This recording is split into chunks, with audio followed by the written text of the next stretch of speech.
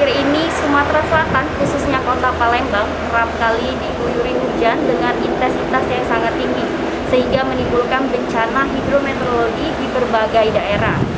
Lantas seperti apa peringatan maupun edukasi pencegahan bencana terhadap masyarakat dari pihak BMKG? Mari ikuti saya. Hujan yang menyebabkan banjir di 5 kecamatan di Palembang baru-baru ini menyebabkan 2 warga meninggal dunia.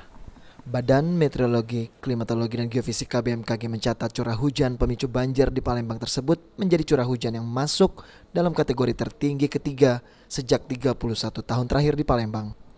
Kepala Seksi Data dan Informasi Badan Meteorologi, Klimatologi, dan Geofisika Palembang, Nandang Pangaribowo, menjelaskan pihak BMKG memprediksi hujan lebat akan terus terjadi di wilayah Provinsi Sumatera Selatan hingga April 2022, di mana puncak musim penghujan akan terjadi pada bulan Januari hingga Maret 2022. Bahkan terkait banjir yang mengepung Palembang pada Sabtu kemarin, bisa saja kembali terjadi apabila tidak ada antisipasi dari pemerintah setempat dan masyarakat.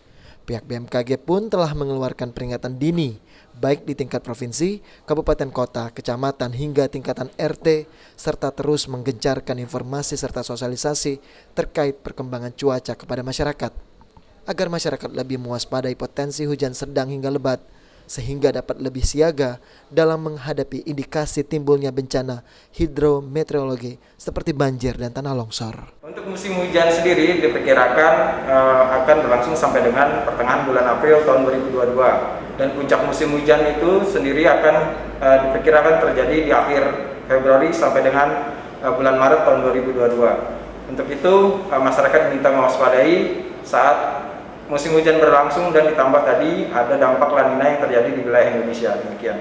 Baik, Pak, terakhir Pak, apakah ada evaluasi dari BMKG sendiri terkait kondisi banjir kemarin untuk meminimalisir mungkin dampak-dampak seperti ada korban, banjir, dan segala macam, Pak?